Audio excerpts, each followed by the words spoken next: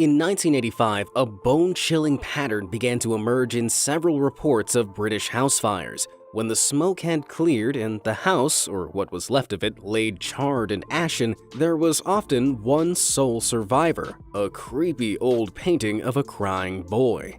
To get to the bottom of this spooky mystery, you're gonna have to stick around as I uncover 20 of history's creepiest coincidences. Coincidence? I think not! The 27 Club. Rock and roll may have had diverse beginnings, but some of the most successful and widely known rock stars of their era have one very disturbing thing in common. At just 27 years old, legends like Kurt Cobain, Jim Morrison, Amy Winehouse, and Jimi Hendrix all found themselves knocking on heaven's door. But what is it about this otherwise ordinary age that causes them to drop dead? While substance abuse played a predominant role in the cases of Winehouse, Morrison, and Hendrix, others, like Cobain, took their own lives. Ultimately, there's no definitive answer to these tragic ends, and the 27 Club link remains a mystery. However, research suggests it's not just the age of 27 that musicians should be wary of. Statisticians analyzed the lifespan of every musician who had a #1 hit on the UK album charts between 1956 and 2007. Overall, these musicians were 2 to 3 times more likely to die in their 20s and 30s than others of the same age. I've never felt so lucky to have no musical talent. But do you know what else they all had in common? Not one of them was subscribed to my channel. Now, I'm not saying there's a connection, but let's look at the facts, people. So, put yourself on the right side of history and hit those like and subscribe buttons. Oh, and don't forget to tickle that little bell icon too so you don't miss out on even more mind-blowing facts and extraordinary stories. 11 years in the making. Do you believe in fate? After hearing the story of Mr. Ye and Miss Zhu, you'll find it hard not to. Back in 2011, these lovebirds met for the first time and fell in love in Chengdu, China.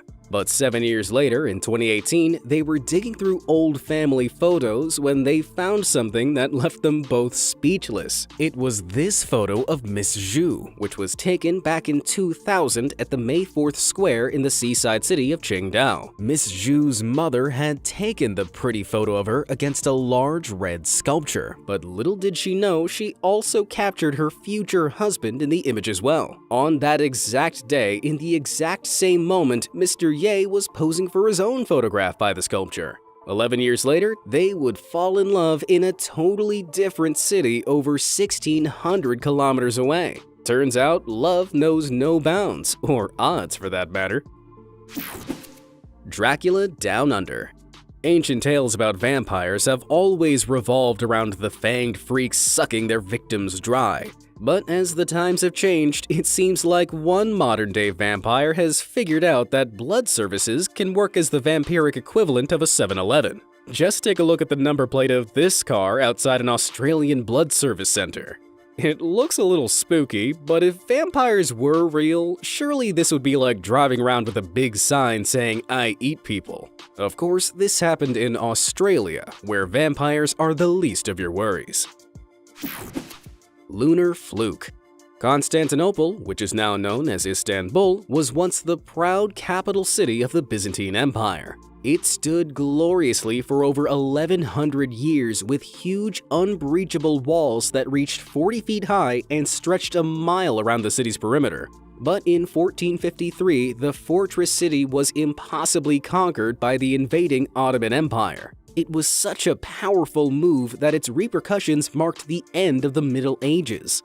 As startling as the historic takeover sounds, it was nothing in comparison to the prophecy that foretold its demise. Translated from a long-standing ancient Greek philosophy, it was predicted that Constantinople would always endure, provided that the moon in its full circle did not give a sign in the sky. And guess what? On May 22, 1453, a lunar eclipse partially blocked out the moon during the invasion. In fact, the moon had been central to Byzantine culture for over 1,123 years. So this must have felt like more than just a terrifying coincidence for those trapped behind the city walls. Women and wizards. 1420 was not a great year for the Kingdom of France. Queen Isabeau had just signed the Treaty of Troyes, granting French succession to English royalty. It cost her a lot of popularity, so much so that a prophecy began circulating which read what had been lost by a woman would be saved by a woman, and that woman would turn out to be none other than Joan of Arc. This fate-fulfilling femme took to the battlefield and led France to victory, reversing almost a century of French defeats from the English in just 1 year. As fictional as this may sound, it gets even stranger. Historians claim that the prophecy came from Merlin. Yes, that Merlin, the wizard from Arthurian legend. While it's debated whether or not this so-called wizard ever existed, his supposed prophecies were recorded in manuscripts around 1140. But before you start wondering what kind of magic mushrooms these historians have been growing on their books, archives show that the prophecy is repeatedly mentioned in Joan of Arc's trial. So, to summarize, by total coincidence, a made-up English magician is credited with prophesizing that all of France would be saved by a lady almost 300 years before it happened. Don't do drugs, kids. Do history instead. The Kennedy Legacy. It seems like there are more conspiracy theories surrounding the assassination of President John F. Kennedy than there are tinfoil hats to go around. That said, there is one coincidence that can't be disputed, because it came from the lips of Kennedy himself. After arriving in Dallas on November 22, 1963, the Kennedys opened the Dallas Morning News to find this full-page anti-Kennedy advert. Bordered in black, it ominously resembled a funeral notice. It rattled the First Lady Jackie Kennedy so much that JFK tried to calm her down with what would later become a prophetic phrase. "We're entering nut country today. But Jackie, if someone wants to shoot me from the window with a rifle, nobody can stop it, so why worry about it?" He didn't know how right he was. At 12:30 p.m., as the presidential car turned off the main street, the president took a bullet to the neck and head. He was driven straight to a nearby hospital, but as he had tragically foretold, there was nothing that could be done. Payphone phenomenon. From an American perspective, Brits are pretty weird, from their love of beans on toast to their love affair with tea. But Britain is also home to one of the strangest coincidences in history. One day back in 1992, AA repairman Jason Pegler was walking home from work in Dover. Suddenly, a payphone on the side of the road began ringing. He hesitantly answered the call, only to find his colleague Sue Hamilton on the other end. Without skipping a beat, she apologized for bothering him and asked if he knew how to work the office fax machine. Utterly baffled by the situation, Jason struggled to explain what had happened when Sue looked down and realized she hadn't rung his phone number. She'd rung his staff number. By incalculable luck, the number coincided with that of the payphone Jason was walking past. Although the story has turned up online throughout the years, there's no concrete proof that props up its legitimacy.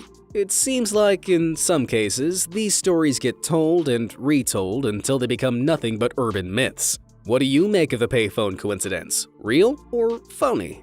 If you have any spooky coincidences of your own, why not let me know in the comments below? I'll reply to a few of my favorites. Diamond disaster. At 45.52 carats, the blue-tinged Hope diamond is about the size of a walnut, and its value is estimated at a bank-busting $250 million. But the number on the price tag isn't the only thing its previous owners have paid for it. It has a twisted history associated with the ruin and doom of its many owners, with some even claiming that it's cursed. Legend has it that after being unearthed in India, it was stolen from a temple by a Hindu priest who was sentenced to a long and painful demise. It was then shipped to a French merchant who was mauled to death by a pack of wild dogs, but not before he sold the sadistic stone onto King Louis XIV of France. It remained in the royal family until the French Revolution saw its owners, Louis XVI and Marie Antoinette, brutally beheaded in 1793. By 1839, it was in the possession of Henry Philip Hope, from whom it gets its name, but the supposed curse claimed another victim, and he died that same year. It was passed down through his family to Lord Francis Hope, but his addiction to gambling and high spending forced him to sell the diamond on. Its next owner, Evelyn McLean, bought the stone for $180,000 in 1911 and claimed she didn't care about the rumors of bad luck the gem could bring. But over the years, the curse was credited for taking the lives of her son, daughter, and husband as well. After her own death, the gem was sold to settle huge debts in her estate. Finally, in 1958, the Jeopardist gem was given to the Smithsonian Institute, ending the supposed curse for good. Who knew such terrible coincidences could look so pretty? The Curse of Bruce Lee.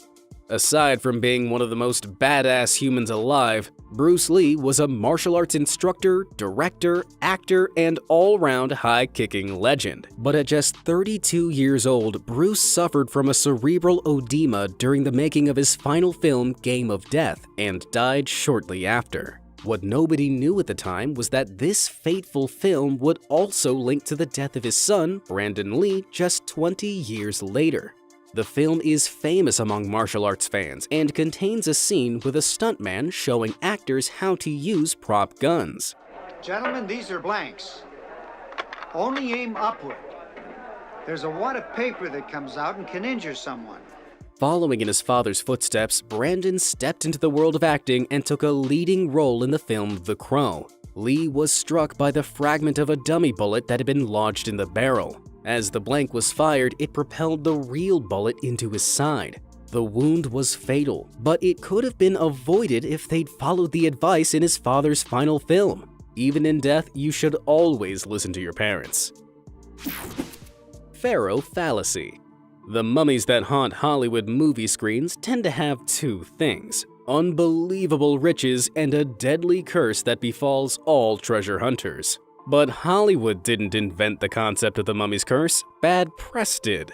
In 1922, the tomb of Pharaoh Tutankhamun was discovered in the Valley of Kings in Luxor, Egypt.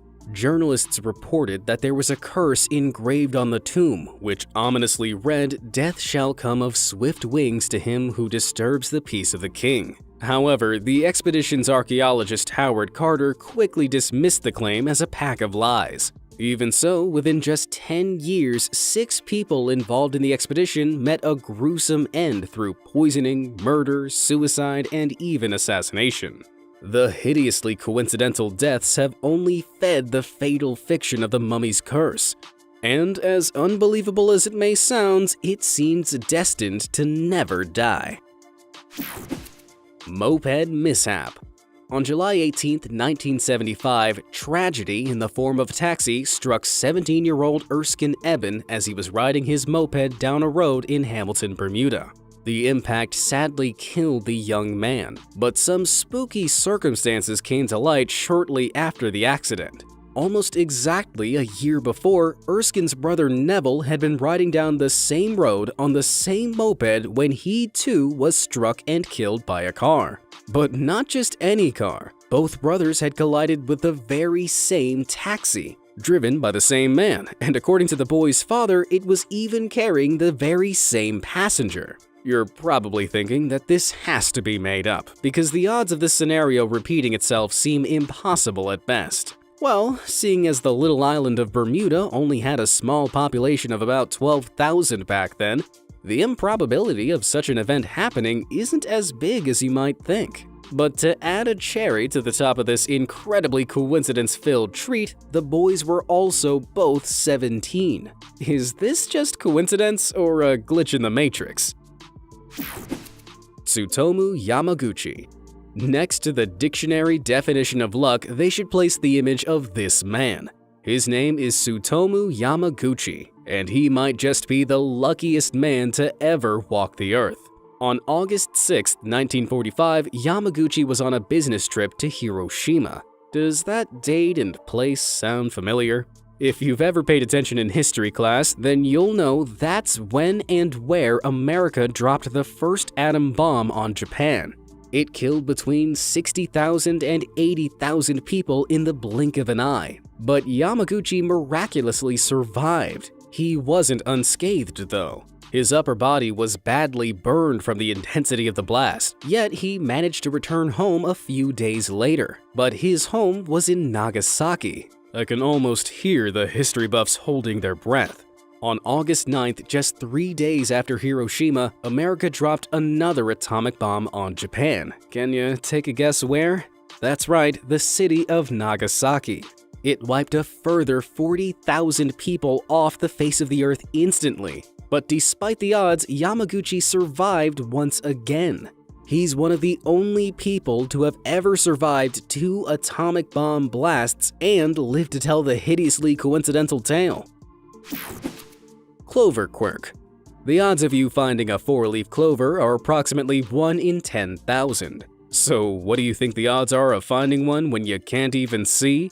As impossible as it sounds, Reddit user Uncle Dude's blind son shows that the odds were definitely in his favor. He was born with bilateral microphthalmia, a condition that affects the development of the eyes. About 3% of America's 74.1 million children suffer some form of blindness. And that means the odds of a blind child finding a 4-leaf clover in America is roughly 1 in 247 billion. Now that's what you call blind luck. Jefferson and Adams. Thomas Jefferson and John Adams were both involved in drafting one of the most important documents in American history, the Declaration of Independence. These 2 founding fathers were some of the most prominent statesmen of America's revolutionary generation. By signing the Declaration on July 4, 1776, they announced the separation of 13 North American British colonies from Great Britain, and the US of A was born. But exactly 50 years after the Declaration was signed, on July 4, 1826, Adams passed away. The final words he ever uttered were, "Thomas Jefferson still survives," but he was wrong. Just 5 hours earlier, Jefferson had also passed away. As well as being an incredible coincidence, these might just be the most patriotic deaths in history. A presidential puzzle. Of the 45 presidents that have led the United States up till now, can you take a guess at how many have had brown eyes? Seeing as approximately 45% of Americans have brown eyes, you'd expect it to be something like 20 or even 15 at least, right? In fact, only 6 presidents have taken baby browns into the Oval Office. As strange as it sounds, about 70% of them have had blue eyes. And as far as an explanation goes, psychological experiments indicate that we actually perceive brown-eyed people to be more trustworthy than their blue-eyed counterparts. But it's not the only unbelievable presidential coincidence. 8 of all the presidents have also been left-handed. But since the end of World War II, almost half of the 13 US presidents have been left-handed, despite statistics showing that just 10% of the American population are lefty-led. In 2019, scientists from Oxford University found a genetic link to left-handedness that may gift lefties with better verbal skills as a result. That's a pretty important presidential skill, though I wonder what the studies say about tiny hands. Motor miracle. I think it's safe to say that the owner of this car might just be the luckiest driver in the world. During the terrifying conditions of Hurricane Duan back in 2016, parts of Taiwan were at the mercy of horrifically high winds reaching 135 miles per hour. They were so powerful that they managed to uproot this huge tree. But thankfully, the bend at its top meant that even when it fell, it avoided crushing the car parked underneath it. Now that puts the car in good karma. Perpetual Putin.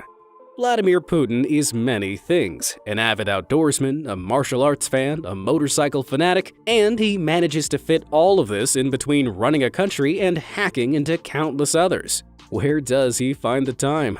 Well, it turns out he might just be immortal. Pictures from Russian soldiers from 1920 and 1941 have surfaced looking surprisingly like the leader of Mother Russia.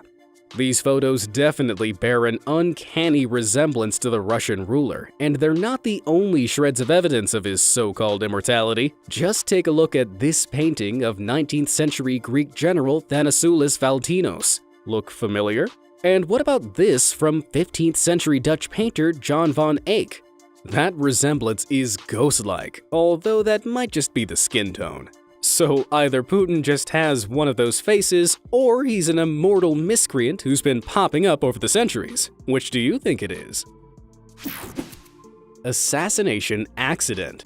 The assassination of Archduke Franz Ferdinand didn't just trigger a war, it was also bizarrely linked to its end. Heir to the Austro-Hungarian throne, the Archduke was visiting Bosnia to oversee military exercises when his car was attacked by Serbian nationalists. 7 of these young men had bombs strapped to their bodies and loaded revolvers. But their extensive plan of attack failed and the Archduke got away safely. But his fate couldn't be avoided. The driver took a wrong turn and placed them in the path of Gavrilo Princip, another Serbian nationalist, who had been waiting on the wrong road after popping out to grab a sandwich for lunch. The misplaced assassin realized his unbelievable fortune and fired 2 perfectly lethal shots, killing the Archduke and pushing the continent into the First World War. But unbeknownst at the time, there was hope hidden on the number plate of the car. As you can see, it reads A111118. When written as a date, 11/11/18, it refers to Armistice Day, the day the war officially ended. I'm not sure if this counts as an amazing or terrifying twist of fate. What do you think? Crying curse. The 1980s was characterized by plenty of questionable aesthetics, but one of the lesser-known fashionable faux pas of the era was the crying boy portrait. Originally painted by Giovanni Bragolin, these portraits of dejected-looking urchins were mass-printed and widely available from the 1950s to the 1970s. But in September 1985, British tabloid The Sun began reporting on a creepy coincidence that swept the nation. House fires that reduced many homes to ashes had only one survivor: the crying boy paintings. Amidst the ashes, it was reported that the portraits were completely unscathed. Some weren't even blackened by the smoke. This led to widespread speculation that the paintings were jinxed and actually caused the fires, even though most had normal causes, like cigarettes and deep-fat fryers. But the coincidence whipped the public up into a frenzy, and many people sent their own cursed prints off to be destroyed in mass bonfires. After the air was cleared of the ensuing hysteria, comedic investigator Steve Punt took a more scientific approach to the coincidental curse. In an experiment, he tried to burn one of the printed paintings and concluded that the prints actually used a varnish that contained a fire retardant. He also theorized that in many cases, the string holding the painting up had been burned first, dropping it face down and protecting it from most of the fire damage. As obvious as it may sound, I doubt The Sun thought totally rational explanation behind creepy painting coincidence was a headline that would sell many copies. The Benoit Blunder. Chris Benoit was one of the most recognizable faces in the world of wrestling, but in 2007 he ended his own life, as well as those of his wife and son at his home in Lafayette, Georgia. The shocking event shook the sporting world to its core, but something even creepier was about to drop jaws even further. 14 hours before the bodies were discovered, Benoit's Wikipedia page was updated to say he'd been having difficulties stemming from the death of his wife Nancy. The edit was made from this anonymous IP address in Stamford, Connecticut. Worryingly, that was the same city where Benoit's employers, the WWE, had their headquarters. The edit was reversed just under 20 minutes later, as no reliable source for the information was provided. But when the bodies were eventually discovered, the terrifying coincidence couldn't be ignored. Had someone known what Benoit was planning to do? Or had he been set up to take the blame for this seriously heinous crime? A few hours later, the anonymous wiki user posted an apology on the Wikinews site, insisting it was all a terrible coincidence. They'd heard rumors related to a family emergency of Benoit's and had jumped to the most disturbing conclusion. And with that, we should all remember never to blindly trust Wikipedia again.